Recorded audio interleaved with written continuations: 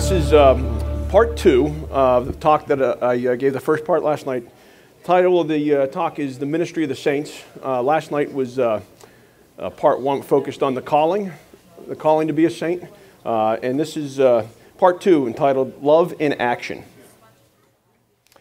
So I wanted to first do a quick review of part one. I'm not sure if everybody had a chance to hear part one, but at a minimum, it'll help me reorient myself where I was at in part one to pick up for part two.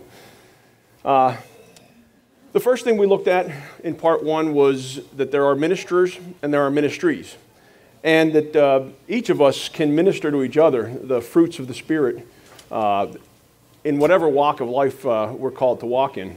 We don't have to have a minister's cloak or anything in order to be a minister to each other.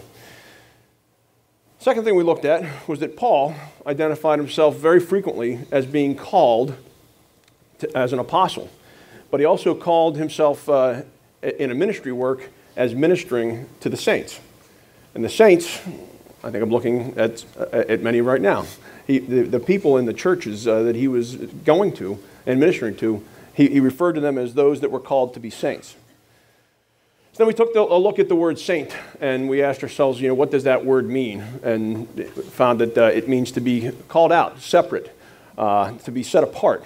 And we found as we studied this calling to be a saint, that the calling came before the foundation of the world. And that it came through gifts. And these gifts of God were that initial belief and that heart for repentance. We found that the gift of the faith of Christ within us, these are the things that were given to us as gifts, and that the good works that manifest from that were ordained from the foundation of the world. And then we asked ourselves the question at the end, which is really where we're picking up today, and our sister that led off with the song this morning, I'll have to spend some time with her because there was clearly a connection here. This question of love and how you would be known as a disciple by your love, and that was where we left off. We asked the question, if you were brought into court and accused of being a disciple, of being an overcomer, as she worded it, being a saint, how would they convict you? Is there a body of evidence of love in action that would be put against us? So just picking up with that particular verse and starting from there. It was in John, and this was where her song came from this morning. John 13:33 through 35. Little children, yet a little while I am with you. Ye shall seek me, and as I said unto the Jews, whither I go, ye cannot come. So now I say to you, a new commandment I give to you.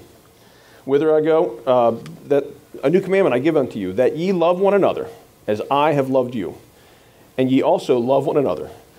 By this shall all men know that ye are my disciples, if ye have love one to another. So if you lined up everybody and you just took a look at them, even if you had them speak and introduce themselves, could you really tell who truly loves and who doesn't? You might be able to tell who's tall, who's short, who's a little thick, who's thin. And you might even get a sense of their nature, but you really need that evidence, that actionable love, to be able to tell who truly loves one versus another. And we can't read thoughts yet, or beliefs. We can't really see into men's hearts yet to know what the treasure of their heart is, be it Jesus or if it be idols. We need to see that demonstrated through their actions. In James 2:14 through 18 we read, What doth it profit, my brethren, though a man say he hath faith and have not works? Can faith save him? If a brother or sister be naked and destitute of daily food, and one of you say unto them, Depart in peace, be ye warmed and filled. Notwithstanding, you give him not those things which are needful to the body, what doth it profit? Even so, faith, if it hath not works, is dead, being alone. Yes, yea, a man say, Thou hast faith, and I have works. Show me thy faith without thy works, and I will show thee my faith by my works. Now recall from Deuteronomy, the law of two witnesses. It says it is by 2 or 3 witnesses that a matter shall be established. This law is saying that it takes more than a single witness to authenticate something. I think I've shared this example with you before that where I work to log in remotely to our network, we have something they call two-factor authentication. They don't realize how biblically based that is. We have these little secure IDs that have a random number generator, and it's synchronized for each one of the IDs on a computer. And that when you log in, the first thing you do is you put in a personal identification number, and then after it queries you, you put in the current number on that key. And that key is changing every minute. There's a new 6-digit number that shows up. Only the person who has the personal identification number is the only one that knows that number. It's not written down anywhere. So that's a witness that's really not seen in the earth. But this little key code, anybody who's holding that can see the number at any given moment.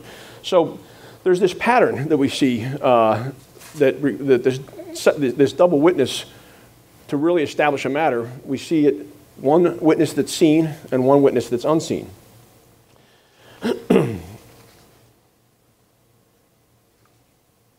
In like manner, beliefs cannot be seen by men. It requires actions that are based on belief in order to prove your belief. Faith and belief are very similar. When you read about faith and belief in the Bible, you tend to see the word faith associated with action. Even though faith and belief come from the same word, they both mean the same thing. As an example, I'd say you'll read a verse that talks about Abraham believed, and it was accounted unto him as righteousness. So righteousness and that belief are witnessed in heaven, but not really seen in the earth. But then we read in Hebrews that by faith, Abraham left the land of his upbringing, and he walked by that faith in a land where he would be his inheritance.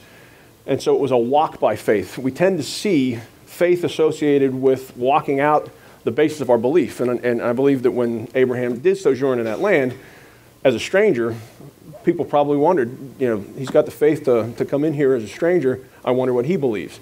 So, like, the words come from the same root. They both mean the same thing, but you tend to see this association with action associated with faith. So, let's see.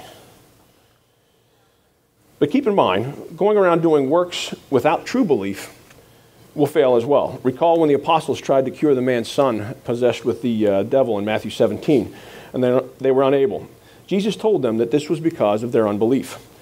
If they truly believed even a little bit, they would have been able to state to the mountain, be moved, and it would have been moved. Without the apostles believing that the devils would respond to their words, their actions to cast them out had no effect. So belief without works that witness to that belief is a dead faith. And likewise, works that are not rooted in true belief do not bear fruit. But I'm going to come back to that because I want to revisit that from a little bit of a different perspective later on. So, again, the pattern of these witnesses is one witness visible in the heavens and another witness visible in the earth. Think about the covenant that Yahweh made with the earth after the flood. He made the agreement, which was something men couldn't see, but he put the rainbow in the skies so that there was a second witness in the earth. Think about the covenant that he made with Abraham. Abraham believed and it was accounted unto him as righteousness, but he also required that Abraham practice circumcision, which was a visible witness in the earth. Think about when they left Egypt. Their trust and their belief in their deliverance was evidenced in heaven, but he still required them to put the blood on the doorpost, which was a witness in the earth. So we see this pattern repeated over and over in the New Testament. Our belief is a witness to God in heaven, our faith, but he still requires baptism as you enter into the new covenant agreement. So Paul talks to this in Romans 14:16. He calls out these two witnesses. For when the Gentiles, which have not the law, do by nature the things contained in the law, these having not the law are a law unto themselves, which show the work of the law, so that outward action of their works is showing that inward law written on their hearts. But then he also calls in a second witness, their conscience also bearing witness. Now where's their conscience bearing witness? It's in heaven. So Paul's identifying, again, this works visible in the earth and the second witness being visible in heaven. If we're going to be convicted of being called one of Jesus, a disciple, a saint, then the evidence to be brought forth needs to be a collection of witnesses to our love-based actions, as the love of our hearts would not be known if these actions didn't testify it. Now, there's a relationship between actions and observations and our thoughts and beliefs. Before I want to get into that, I want to take a little detour, and we're going to take some physics lessons. We're going to go into a little bit of biophysics, dabble into a tiny bit of quantum physics, not too deep, and then we're going to come back and show how all of this ties together. I'm going to be reading a lot from a book by Dr. Candace Pert, and I'm going to give you the title of the book a little bit later on because I wanted to build up to that. She writes, virtually every cell in the body is studded with thousands of tiny structures called receptors. Ron just spoke to you, and these are also called gates. Like the sense organs, the eyes, nose, and ears, the job of the receptors is to pick up signals coming in from the surrounding space. Now, let me take a quick detour because she's going to use this word transduce and transduction. I want to talk to what... everybody know what a transducer is in the electronics realm, or really in any realm? A transducer takes energy of one form and changes it into energy of another form. So simple analogy that I wanted to share with you is if you think about the way a telephone works. You speak and there's sound waves, sound energy that is transformed by the mechanism into an electrical signal. That electrical signal has the energy that still represents the same information that was present in the sound energy, but it's in a form that can be transmitted over wires, and sound waves don't transfer very well over wires. The other end, it goes through another transduction where it's converted back into an audio wave, which is the only way your ear is going to detect it because your ear doesn't respond very well to electrical stimulation. So think about transduction in that sense, that it's energy with information being converted between forms in order to allow it to be transferred through the medium that it needs to be transferred through. So I'm picking up again from Dr. Pert's book. These receptors are so important that a full 40% of our DNA is devoted to making sure that they're perfectly reproduced from generation to generation. Once the receptors receive a signal, the information is transferred to deep within the cell's interior. So now we're getting into the nucleus, as was brought up earlier. And in here, tiny engines roar into action to initiate key cellular processes. Data coming in this way directs cell division, growth, cell migration for attacking enemies and foreign bodies, making repairs, and cellular metabolism to either conserve energy or to spend energy, just to name a few. The signal comes in from other cells, and it's carried in an information-carrying substance that's called ligands. Ligands are made up of hormones, neurotransmitters, and peptides. The term ligand is from ligare, and it's a Latin word meaning to bind. And it's used because of the way that substances latch on so tightly to the cell's surface and receptors. We brought up transduction. Do we see transduction occur in the Bible? The first place we see it is right out of the chutes. God said, "Let there be light. Let there be a firmament. Let the dry land appear." Spoken word, carrying information, was transformed into matter and that energy of creation. So we do see this. Jesus walked the earth as the Word of God transduced, if you will, into the flesh. So transduction, as I said, is how we transform, how things change from form to form, from dimension to dimension, from the spirit realm to the flesh realm, and from the timeless domain to the time-bound domain. Picking back up in Dr. Pert's book. Again, her words. My personal favorites among these ligands are the peptides, which consist of a string of amino acids joined together like beads in a necklace. Larger strings of amino acids are called proteins. There are over 200 peptides mapped to the brain and body, each sounding a complex emotional chord, such as bliss, hunger, anger, relaxation, or satiety. When the signal is received by the cell, they resonate with these things when it's received by the cell. And she's devoted her 30-plus year career to studying these peptides, such as endorphins and other substances. So we've learned about two compounds that make up the body-mind communication system, the receptor and the ligands. These are what are called, in her book, she refers to them as the molecules of emotion. But how do the two find each other across this vast intracellular network, if you will? And how do they know which gates are the right ones for them to go into and to bind with and to kick off what cellular activities? We used to explain the attraction by a quality of receptors called receptor specificity. And that's kind of like a lock and a key. So one ligand having the key that lines itself up specifically with another gate or a receptor, and it's kind of like the keyhole principle. But this is only partially accurate. We now understand a more dynamic relationship between the ligand and the receptor, involving something called vibrational attraction. Sitting on the surface of the cell, the receptor, so this is the receptor itself on the outer part of the shell, wiggles and shimmies, changing from one configuration to another in a constant state of flux. This dance creates a vibration that resonates with a ligand, vibrating at the same frequency, and they begin to resonate together. Cellular resonance. It's like if you had two guitars in a room and you plucked one string on the guitar, that like string on the other guitar is going to begin to vibrate and resonate with it. They're not connected, but the vibration is the same, the wavelengths are the same, and so there's this resonance. And you see this as this part of this communications network. The ligands have a certain vibration to them which resonates with a specific receptor. And then they begin to bind. These molecules of emotion resonate and bind and create the feeling. What we experience as feeling is the actual vibrational dance that goes on as peptides bind to the receptors, whether it happens in your conscious awareness or not. Below what we're noticing happening, a huge amount of emotionally mediated information is being exchanged throughout the body and the brain, much of which never arises into the consciousness. And this is why her book is entitled, Your Body is Your Subconscious Mind. The body is not an appendage dangling from the almighty brain that rules over all systems. Instead, the brain itself is one of the many nodal or entry points or gateways into a dynamic network of communication that unites all these systems together, the nervous system, endocrine, immune, respiratory, and others.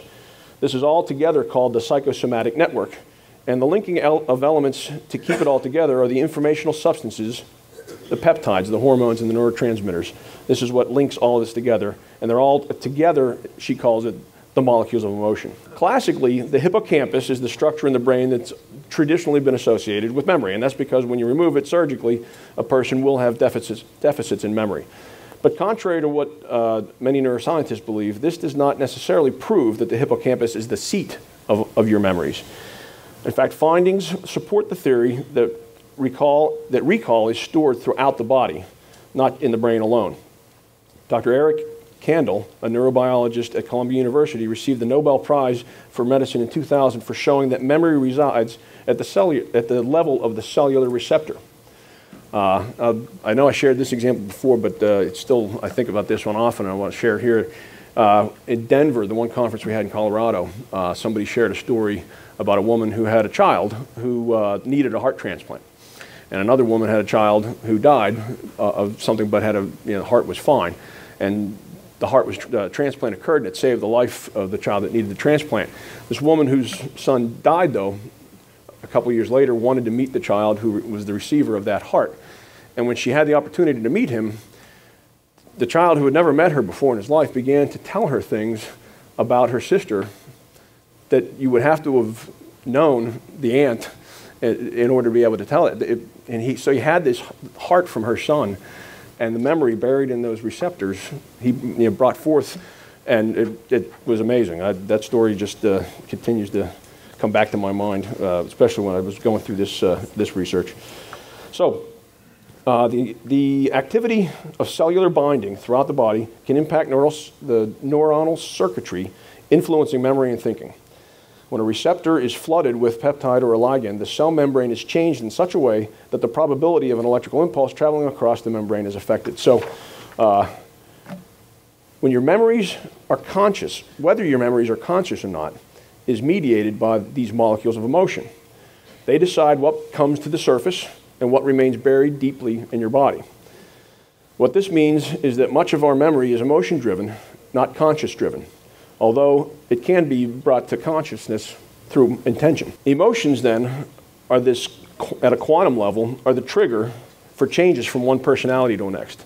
So I'm not saying that we've got multiple personality disorder, but think about it in terms of, you meet somebody and they seem nice enough, and later on you might see them blow a gasket over something, and a whole new personality comes out that you had never seen before. So that's what she's talking about when she talks about triggers for different personalities.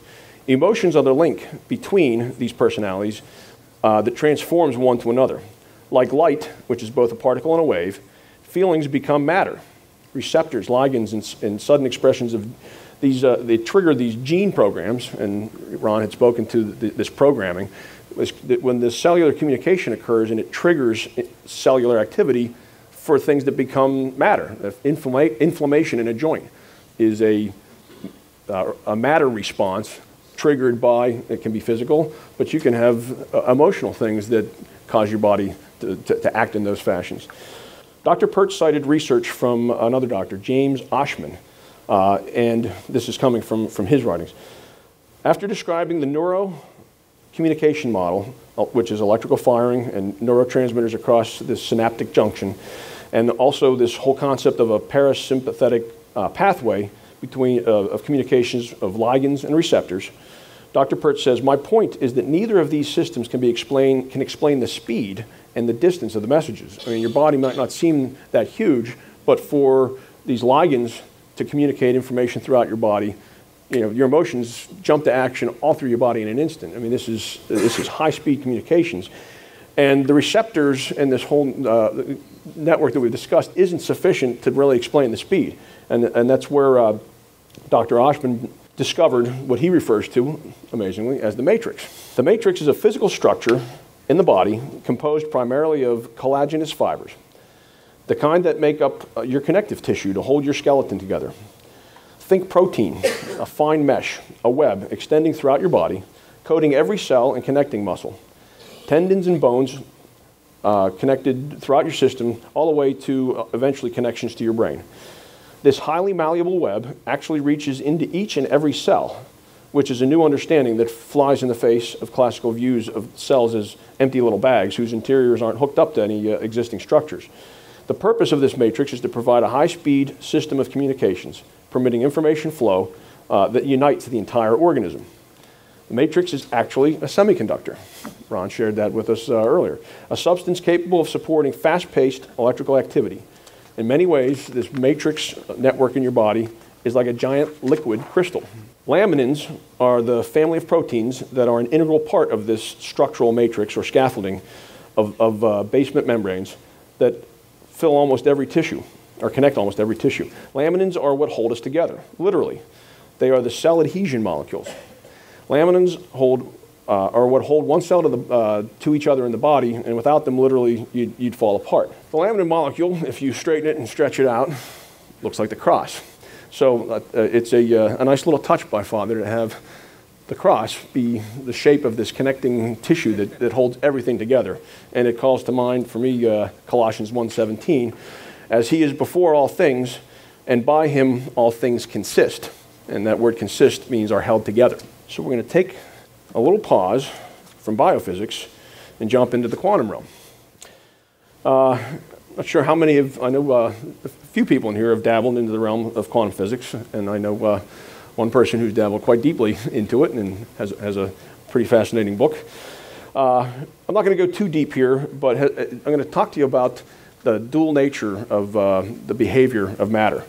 There's an experiment that is well known in the realm of quantum physics studies called the double slit experiment. So if you're familiar with this already, bear with me. Try to keep this at a surface level. The basic premise is if you had this slit, a single slit, if you will, in a shield, and you had a wall behind it that was able to mark things that came through the slit.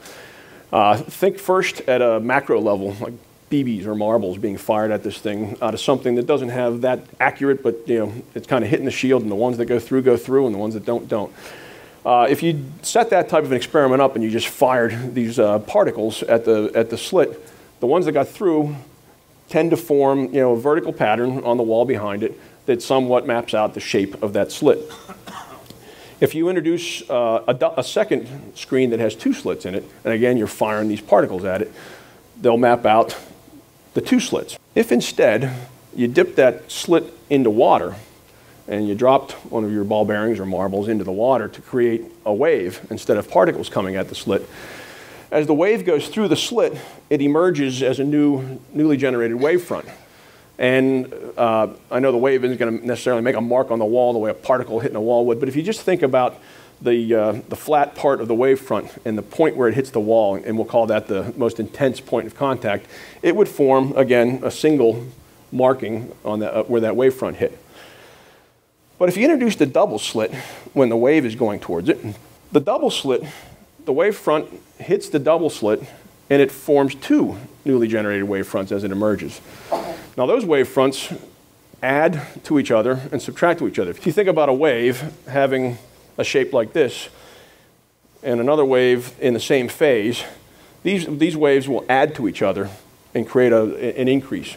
But if the second wave is out of phase by 180 degrees, the peak of this one will be canceled by the low point of this one, and so on. So what you see in the wave experiment is points of adding and points of cancellation, and as it disperses, it actually sets up what they refer to as an interference pattern, multiple peaks. And there are only two slits, but because of all the additions and subtractions of the way these waves interfere with each other, it sets up, it looks like it came through multiple slits. This interference pattern is indicative of wave properties going through this double slit.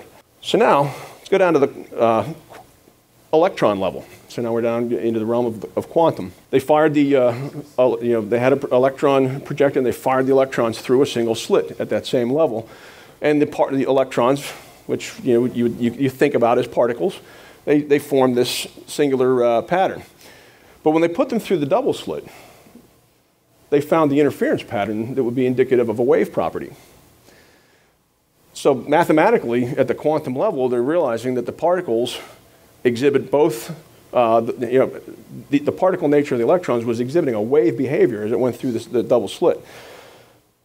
What they didn't expect, though, was that when they inserted something to observe, they put something called an interferometer in near, because they wanted to see, if you map out the wave function in quantum math, you'd see that it's all probabilistic, because you can't really see at a macro level where the electron is. You can't see which of the slits that it went through. And so these probability equations would show you that as the electron is fired, it's got a probability of going through one slit, another slit. There's actually a probability of it going through both slits, and there's a probability of not going through either of them. And all of those equations kind of map together to form what they call the wave function. But they put this interferometer in because they wanted to try to determine, well, which slit did it go through? And when they put the measurement device in to detect it, it mapped out the particle response as opposed to the wave response. This was a little mind-boggling for them. They repeated this, and some of the experiments to do this showed that 93% of the time that they put the measurement or the observing device into the experiment, the particle nature was what was observed, and when they took the observing device out, the wave property was what was observed. So, I'm not going to try to explain how that works. I'm not going to pretend that I could explain exactly how that works, but what I want you to walk away with at this point is that matter can demonstrate both a particle behavior and a wave behavior, and the mere aspect of observation can influence the behavior of the matter. So now let's jump into the brain and talk briefly about brain waves. Brain wave itself is the electrical signal, literally, that powers the brain. Just like the heartbeat never stops, our brain waves, as long as our brain is active, we're always emitting brain waves. And these brain waves can actually be measured at a distance. I mean, most of the time, if you're hooked up to an EEG, it's specific sensors that are detecting it. But in advances in science, they've come up with ways they can show you that they can measure your brain waves at a distance remotely. So that's telling you that these brain waves aren't just contained inside your skull. They come out and they could interact. But we'll get into that. Very low frequency waves here that are part of this suite of brain waves. And they've mapped these frequency ranges to different states of mind. Just as an example, gamma, which is from 38 to 90 hertz. Now, hertz is a cycle, and it just means something that has a 1 hertz cycle changes once a second. So something with a 90 hertz cycle would go through its wavelength 90 times in 1 second. So waves that are in this 38 to 90 hertz hypergamma range, they call it, have a mind state of harmonizing and unifying thoughts processed in different parts of the brain and integrating different perceptions. Beta, the next one down, is a state of mind of normal walking consciousness, focused, analytical, mental processing, and peak performance. Alpha, relaxed state, common and focused meditation, creative and resourceful. So they've been able to find these different ranges of frequencies, and they are able to map them to different states of mind. How many of you have, I know Stephen had this on his website, how many of you have seen or heard of Dr. Emoto's experiments? I'm not going to claim that I've done enough research to confirm what he's got here or not, and that's my intent in including this material isn't to try to prove it one way or the other. I know there's challenges out there when you go on the net that say, well, there wasn't enough rigor to the experimental controls to really prove it, but I also found that some of the experiments that disproved it lacked the same level of rigor. So the information I'm going to share with you, not so much to prove it true or false, but just to stimulate your mind and have you think about the art of the possible as we pull all of these elements of physics together here. Through the 1990s, Dr. Emoto performed a series of experiments observing the physical effect of words, prayers, music, and the environment on the crystalline structure of water. Emoto hired photographers to take pictures of the water after being exposed to different variables and subsequently froze it so that they would form crystalline structures. Samples of these kinds of results he then reported, and that's what I've got in the next couple of charts here. He took water from a polluted lake, and this was the crystalline structure that they got from the photographs. And then he took water from a very pristine, clean river, and you can see dramatic difference in the crystalline structure of that water. Next, he took water from a polluted source before prayer, and then after praying over the water, you can see how the crystalline structure of the water was changed by the intent of the prayer. The next thing that he did was took actual words instead of speaking or thinking or praying over it. He took words and he taped them onto the buckets of water. And you can see when he taped the phrase, "You make me sick, I want to kill you," or the name Adolf Hitler, and taped them onto the buckets, when they froze the water from those, this was the form that was seen. And in contrast, the words "thank you" and "love" and "appreciation." Now, I shared with you the brainwave piece because I want to put forth my own argument that I don't subscribe to the notion that the water was able to read. But I do subscribe to the notion that the person who was taping the words onto the buckets had a brain that could read and a brain that would emit the emotions that were triggered in that person, and it influenced the water. It's worth thinking about the fact then that 70% of the earth is covered by water. 70% of your brain is made up of water. And literally, as a newborn, about 80% of your body is water. Through your peak, about 70%. This is get that ionized water thing going. We need to stay hydrated. On average, people really don't maintain the right level of hydration, and it tends to dip off on the order to 50% in your elderly years. So keep drinking water, but try to make sure that it's healthy water. But think about that whole notion then, with as much as your brain is made of water, as much of your body is made of water, and the earth is covered with water, and the ability for your brain waves to potentially influence the structure of that water. Think about that as we continue on. So, I know I took a lot of tangents, and I want to, before I get into the final crux of the matter, I want to summarize those tangents. We talked to Dr. Candace Pert, and the notion that each cell in our body has receptors that communicate via a ligand network, and that there's this matrix, liquid crystal matrix of cross-shaped laminin cells that creates this high-speed communication network throughout the whole body. We went into the quantum realm, and we looked at how matter can exhibit both particle behavior and a wave behavior, and how matter can change the behavior that it displays based on whether it's being observed or not.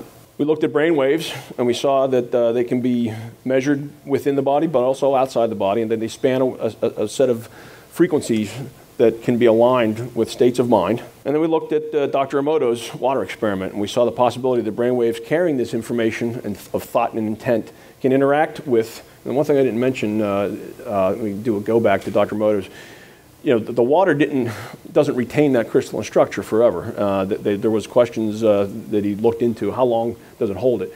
And he said it was really a function of the condition of the water prior. I mean, really, he said tap water does not retain the structure very long.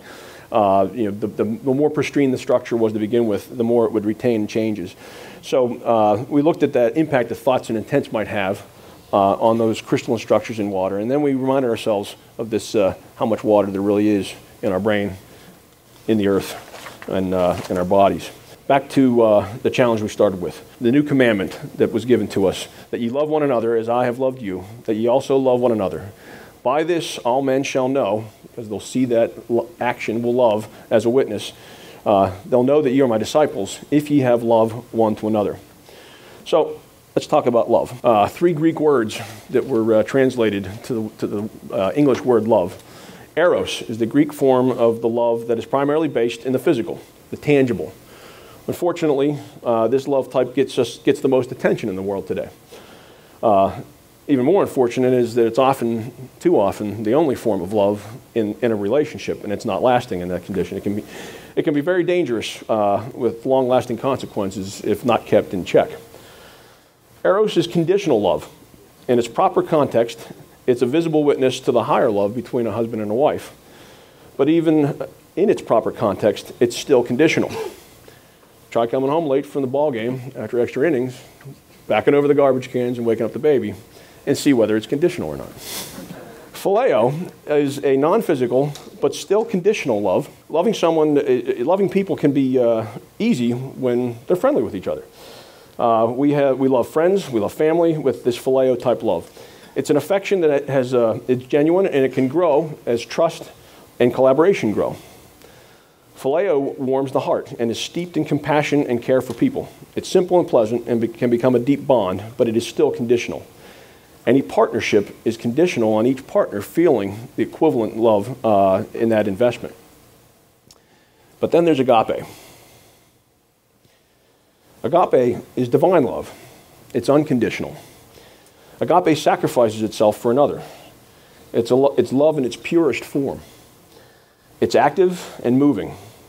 Agape is the type of love that many broken people seek. Inside each man, woman, and girl, and boy, there is a need to connect to this divine love.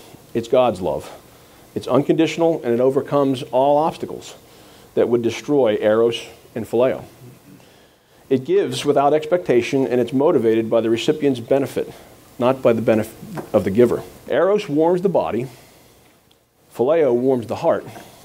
But it's agape that warms the soul. If we are called to love one another as Jesus loved us, and if the law of 2 witnesses establishes our love by the witness of heaven, of our mindset, and the witness in the earth of our action, and if a mindset of love triggers brainwave transmissions with frequencies carrying a signature of love, and if brainwaves of love change the crystalline structures of water in the brain and the liquid crystalline matrix that enables intracellular communication within the body, and if the cellular receptors receiving the communications through that matrix resonate with the agape vibrational energy, creating emotional change at a cellular memory level, and if the world observes the effects of each act of agape love and changes their behavior based on that observation, beginning unbeknownst to them at a quantum level, deep within the cellular, the ministry of the saints may just be to witness agape love by their actions, and their actions triggering the manifestation of the kingdom mindset in the hearts of men. This could be the ministry that the saints are called to and the perfected work of within us.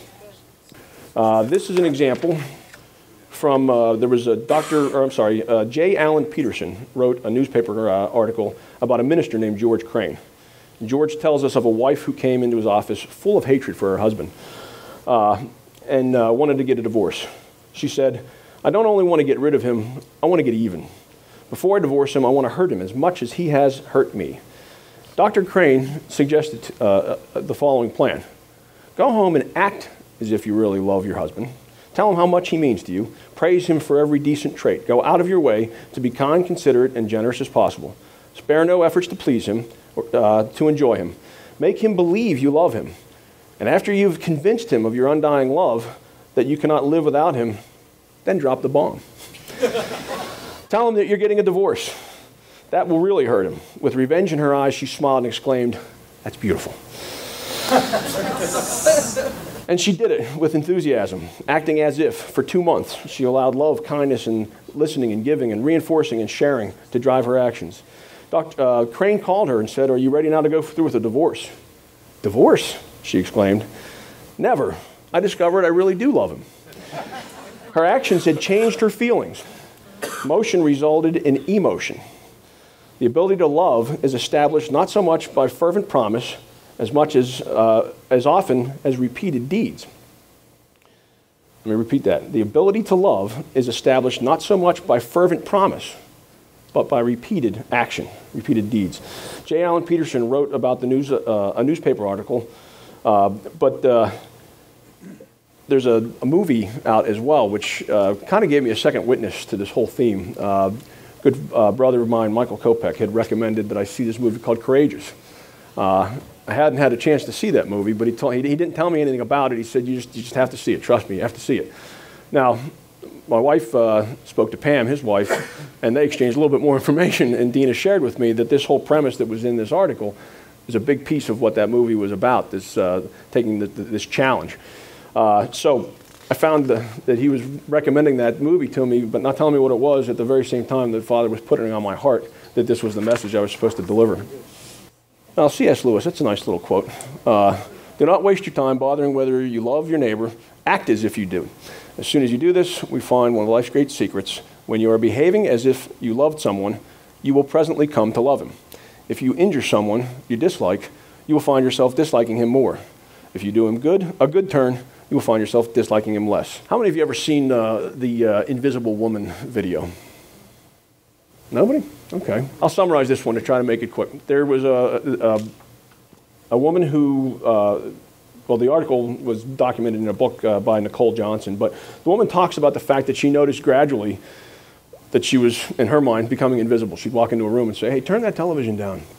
Nobody would respond. She'd shout a little bit louder, nothing would happen. She came up to her husband at a party. He was talking to somebody. She said, "Hey, I'm ready to go." And he just kept on talking. And she's like, "What happened here? I'm invisible." And a friend of hers gave her a book, and the book was about cathedrals. And it got into all of the ornate things that were carved into these cathedrals.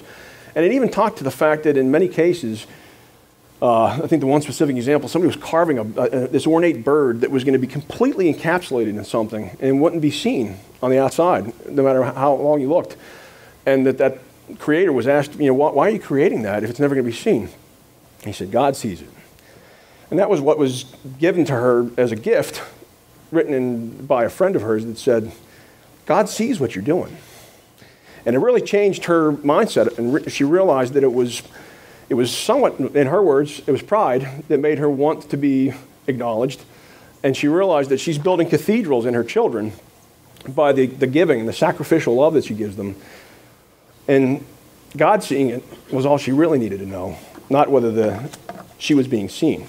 Beware, though, as you venture out, that you're not trying to brand ourselves here.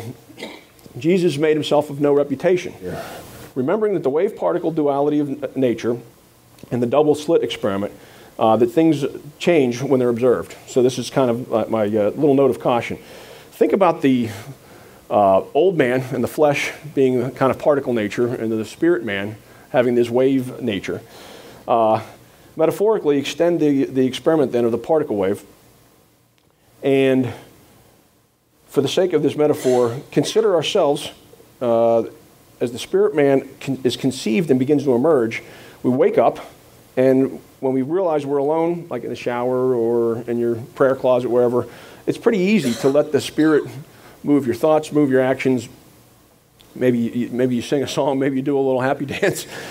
But you move yourself out into the world where the observers are at, and how quickly do we go turtle on that? I mean, I'll be the first one to confess, when being observed, that wave nature of letting the spirit lead me goes away, and the particle nature of the flesh takes over.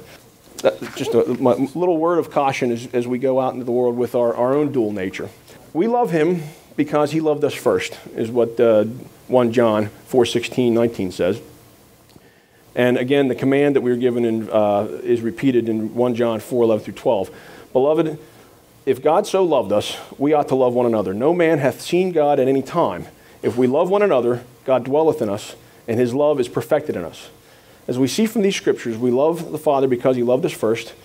We need to go out and demonstrate the love of God in the world. And again, let me be clear, as I stated earlier, I truly believe in complete, comprehensive sovereignty of the Father. So I'm not saying that you're going to go out and you're going to influence your salvation by these actions, this actionable love. And just like the example I gave from the Matrix, where the words that the Oracle gave Neo triggered an action that was ordained anyway, I'm just saying, in case it triggers any ordained actions, love one another as God has loved us. And let's take the challenge, this calling of the saints, to go out and witness that love in the world.